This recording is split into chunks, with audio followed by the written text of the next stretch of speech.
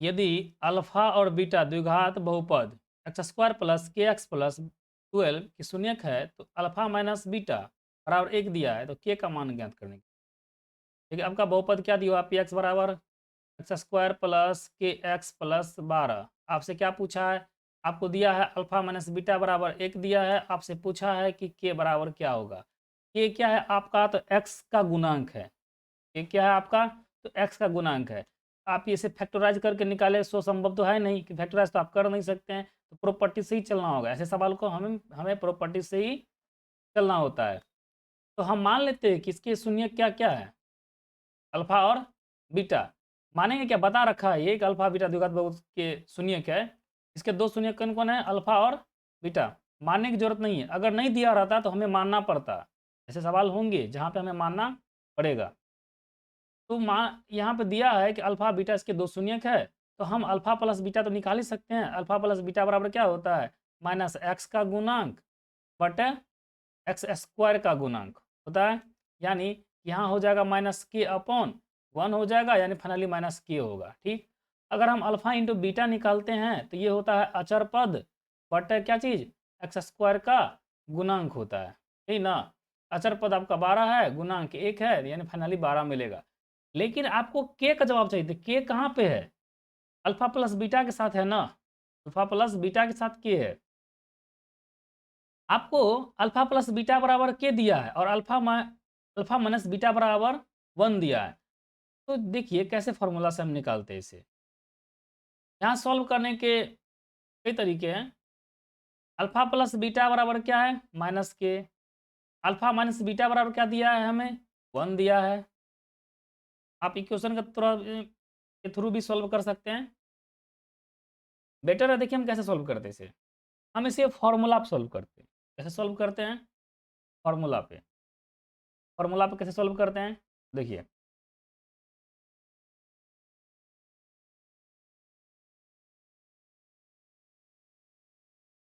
हम जानते हैं कि अल्फा प्लस बीटा का होल स्क्वायर बराबर, आप अलजेब्रा में एक फॉर्मूला पढ़े होंगे, ए प्लस बी का होल स्क्वायर बराबर क्या होता है?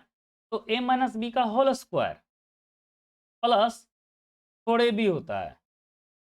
माना ए प्लस बी का होल स्क्वायर का दो फार्मूला होता है, एक फोर ए बी वाला और एक टू ए बी वाला।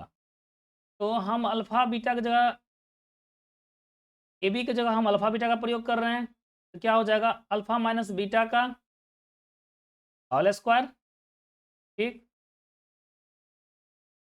Plus 4 alpha beta. ये एक फॉर्मूला होता है जिसे आपको याद रखना होगा। यहाँ पे अल्फा प्लस बीटा का वैल्यू कितना दे रखा है? माइनस के। हम लिख सकते हैं माइनस के का होल स्क्वायर बराबर अल्फा माइनस बीटा का वैल्यू 1 दिया तो 1 का स्क्वायर प्लस 4 इंटू कितना? अल्फा इंटू बीटा कितना दे रखा है? 12। तो 12 लिख देते हैं यहाँ पे। हो जाएगा के स्क्वायर इक्वल टू 1 प्लस 48 यानी कि 49। आप के निकालिएगा तो स्क्वायर हटेगा, इधर क्या लगेगा? रूट लगेगा। रूट में 49 हो जाएगा, प्लस माइनस दोनों में आंसर आएगा निकल के, तो प्लस माइनस के का मान 7 हो जाएगा। ठीक ना, के का मान क्या हो गया? प्लस माइनस 7 होगा। ठीक, बशर्ते आपको ये फॉर्मूला याद रहना चाहिए। अगर ये फॉर्मूला याद नहीं है तो सवाल नहीं बनेगा। ठीक, चलिए नेक्स्ट क्वेश्चन देखते हैं।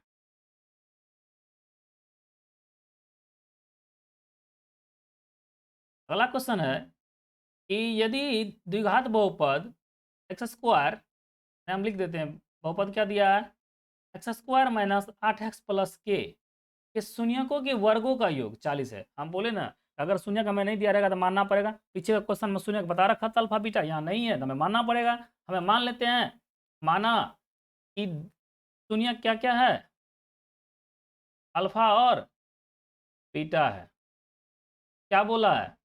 इस शून्यकों के वर्गों का योग 40 है ना, दिया हमें वर्गों का योग। पहले हम यहाँ से अल्फा प्लस बीटा निकालते हैं। तो अल्फा प्लस बीटा बराबर क्या होता है? अल्फा प्लस बीटा बराबर क्या होता है? माइनस एक्स का गुणांक बटे एक्स स्क्वायर का गुणांक, माइनस एक्स का गुणांक बटे एक्स स्क्वायर का गुणांक। तो माइनस इंटू माइनस 8, क्योंकि एक्स का गुणांक माइनस 8 है, एक्स स्क्वायर का गुणांक 1 है, तो फाइनली आपको कितना मिल गया? 8 मिल गया। अल्फा इंटू बीटा निकालिए। अल्फा इंटू बीटा बराबर क्या होता है? अचर पद बटे एक्स स्क्वायर का गुणांक होता है। अचर पद आपका के है, गुणांक 1 है, तो फाइनली को के मिल गया। हमें तो के का मान निकालना है। हमें क्या दिया है वहाँ पे कि शून्यकों के वर्गों का योग, पहले वर्ग करे तब योग करे। X alpha square plus beta square, हमने वर्ग किया तब योग किया, ये कितना मिलता है? 40। तो आप जानते हैं ये कि ए प्लस बी का होल स्क्वायर पर जाएगा, तो आप इसे लिख सकते हैं अल्फा प्लस बीटा का whole square minus 2 alpha beta बराबर कितना? 40। ठीक, अल्फा प्लस बीटा का वैल्यू कितना आपको 8 है, तो 8 का स्क्वायर हो जाएगा माइनस 2 की हो जाएगा बराबर कितना? 40। 8 का स्क्वायर कितना होगा? 64। 64 में से 40 को घटाने के लिए ले आइए उधर, इसको भेज दीजिए, प्लस में बन जाएगा तो 2 के हो जाएगा। यानी कि 24 बराबर 2 के, 2 से कट गया, कितना हो गया? 12। तो फाइनली आपको के का वैल्यू कितना निकल के आ गया? के का वैल्यू निकल के आपको आया 12। आपको के का मान पूछ रहा था, तो हम बोल देंगे कि अतः के का मान कितना है? अतः के का मान 12 है।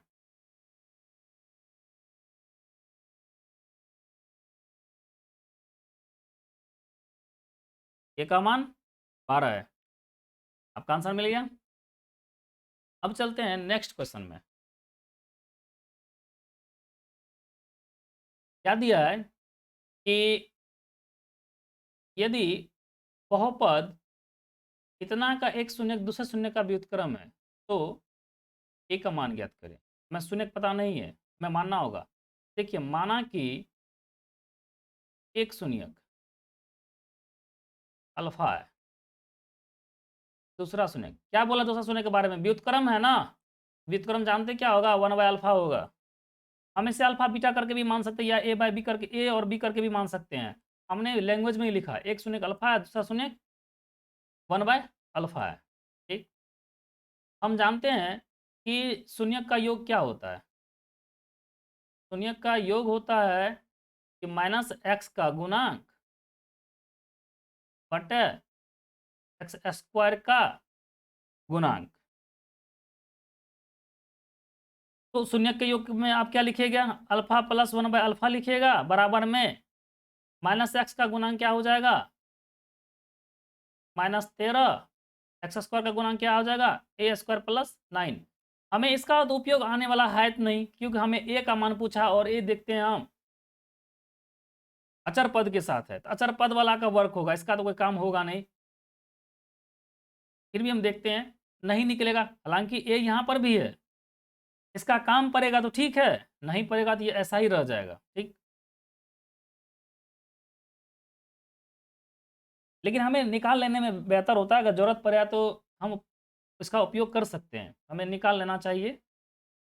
जरूरत पड़े ना पड़े तो बाद की बात है, लेकिन हमें निकाल लेना चाहिए। अब है क्या? शून्यकों का गुणनफल।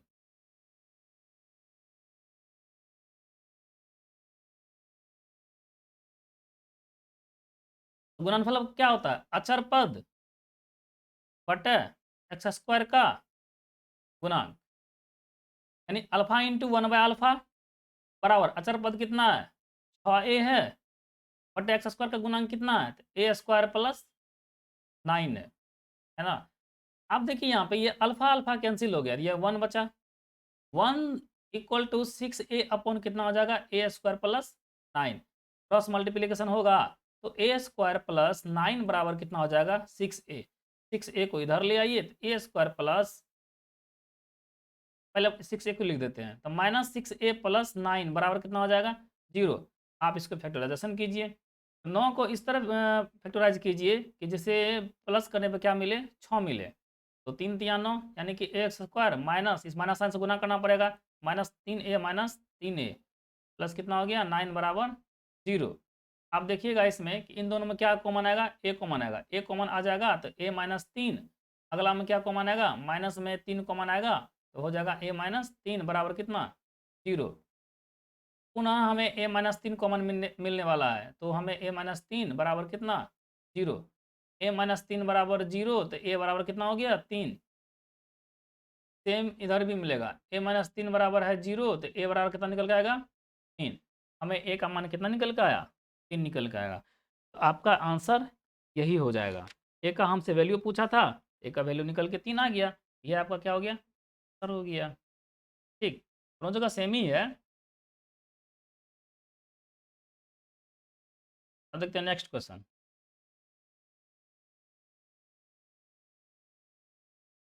यदि बहुपद इतना कि शून्यकों का गुणनफल 4 हो, शून्यकों का गुणनफल दे रखा, तो शून्य को हमें तो पता है नहीं, हम मान लेते हैं, माना कि दो शून्यक, यहाँ इस बार अलग अलग मान लेते हैं, अल्फा और बीटा है। ठीक,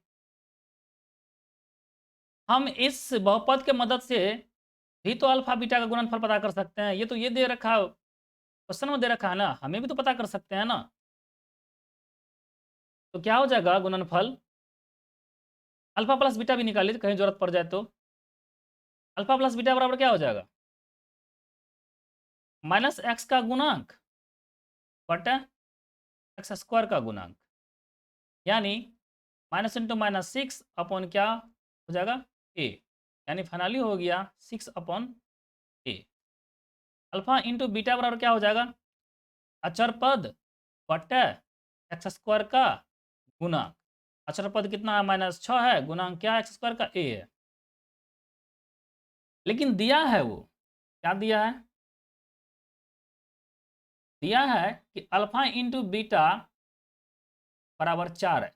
ये भी अल्फा इंटू बीटा है, ये भी अल्फा इंटू बीटा है, तो आपस में दोनों क्या हो जाएगा, बराबर हो जाएगा ना। हम बोल सकते हैं इसलिए -6 अपॉन ए इक्वल टू 4। इसलिए ए इक्वल टू कितना हो जाएगा, -6 अपॉन 4, 2 3 जा 2 2 जा, माइनस कितना हो जाएगा 3/2।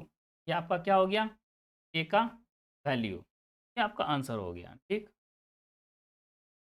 नेक्स्ट क्वेश्चन देखते हैं। ये सारे के सारे क्वेश्चन प्रॉपर्टीज से बनने वाला है।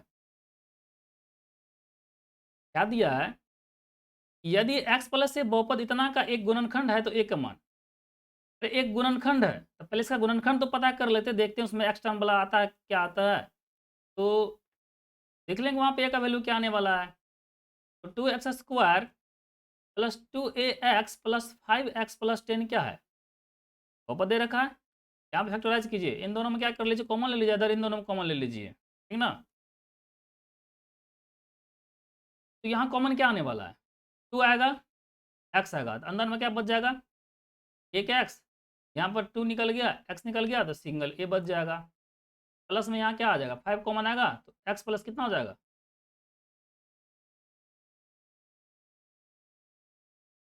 2, x प्लस 2।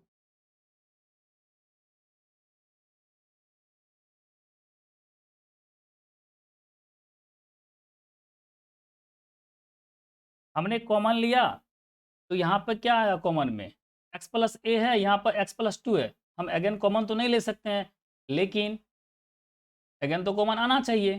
क्यों नहीं आ रहा है, क्या, क्योंकि यहाँ पर a की जगह क्या चीज़ है, 2 है, इसलिए हम बोल सकते हैं कि a का वैल्यू कितना होगा, 2 होगा। a का वैल्यू क्या होगा, 2 होगा। अगर हम a का वैल्यू 2 रखते हैं तो पुनः हमारा x प्लस 2 क्या हो जाएगा, कॉमन आ जाएगा। तो जैसे ही x प्लस 2 कॉमन आ जाएगा तो यहाँ पर बच जाएगा